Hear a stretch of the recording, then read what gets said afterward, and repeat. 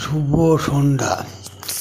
2025-এর সার্বজনীন উৎসব শারদীয়া দুর্গাপূজার সকল বন্ধুদের আমার আন্তরিক শুভেচ্ছা ও অভিনন্দন জানাই।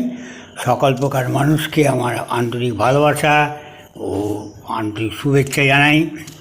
সকলে পূজার দিনগুলি খুব আনন্দ সহকারে কাটান, এই কামনা রইল। সকলে ভালো থাকবেন, সুস্থ থাকবেন, সুন্দর থাকবেন। Tata, bye bye.